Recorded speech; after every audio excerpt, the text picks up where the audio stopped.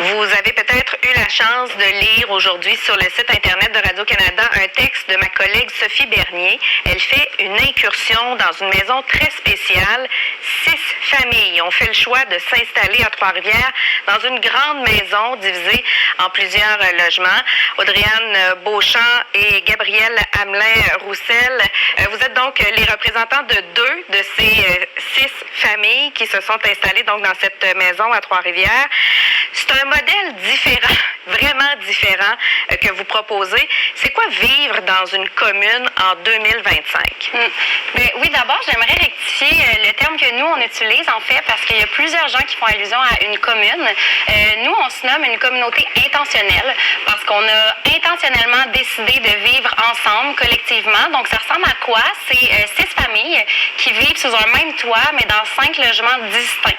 Donc, on a vraiment chacun notre intimité, on a chacun notre bulle familiale avec notre salon, notre salle à manger, notre salle de bain, 2 chambres à coucher, mais on partage des espaces communs à même la maison et aussi à l'extérieur de la maison, donc sur le terrain. Alors, c'est quand même spécial de voir qu'il y a 6 familles, 6 couples qui se sont réunis, concertés autour de cette même idée-là. Comment c'est arrivé? Ben, c'est pas tout à fait 6 couples parce que, comme Audrey l'a dit, il y en a une que c'est la mère d'un des membres des 5 couples, si on veut. Puis, comment c'est arrivé? Ben, on a tous, de différentes manières, noté certains problèmes avec la façon dont les choses se faisaient aujourd'hui. Beaucoup de solitude, des problèmes de santé mentale, des problèmes écologiques, des problèmes économiques, c'est l'accès à la propriété, entre autres. Puis, chacun avec un angle un peu différent, on avait des bonnes raisons de vouloir le faire ensemble. Fait que ça a été un long processus. Comme ça a commencé en 2019 alors qu'on a fait l'achat en 2022, si je ne me trompe pas. 2022. Puis on a travaillé longuement en amont avant de faire l'achat de la maison. Beaucoup de rencontres, de discussions, d'essayer de prévoir les problèmes, puis de les anticiper, puis de les régler en avance. Évidemment, on ne peut pas toujours réussir. Et c'est quoi le plus grand avantage que vous voyez maintenant que vous l'expérimentez?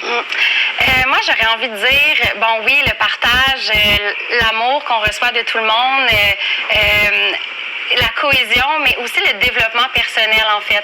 Parce qu'au sein d'un même couple, il y a tellement d'enjeux et de défis au quotidien, mais ça nous amène vraiment à grandir personnellement parce que là, je dois communiquer mes intentions, communiquer mes limites puis être vulnérable, non pas juste avec mon conjoint, avec mes enfants, mais avec aussi les autres familles, les autres adultes, les autres enfants. Nos enfants ont tellement de figures d'attachement sur lesquelles ils peuvent compter. Pour moi, ça diminue énormément le fardeau sur les épaules de notre couple, personnellement, parce que si jamais on peut pas aller chercher notre plus jeune à la garderie, par exemple, il y a toujours quelqu'un sur lequel on peut compter. Donc, on est vraiment dans ce souci-là de partager pour, en fait, multiplier les ressources qu'on a, puis pouvoir en bénéficier les uns des autres, là. Autant les ressources financières que les ressources en termes d'expertise, par exemple.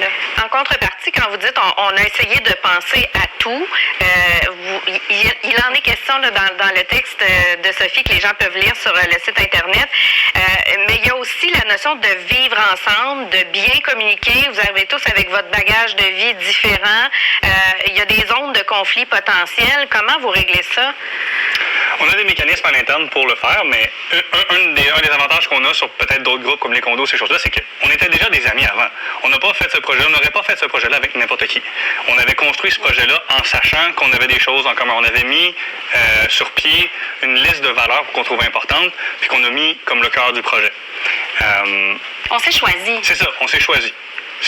C'est vraiment ça l'enjeu principal, à mon avis.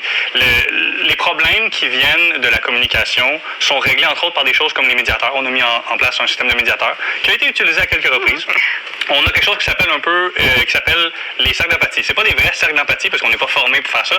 On appelle ça comme ça, c'est on se met en groupe ensemble, puis on essaie d'être à l'écoute des problèmes des autres. Parce que un des gros enjeux, c'est d'accumuler les crottes sur le cœur, au fil du temps. Si tu vas les enlever au départ, ben, ça ne génère pas de ressentiment à long terme. Est-ce que c'est un modèle qu'on pourrait prendre le vôtre, là? Je ne sais pas si vous avez un nom.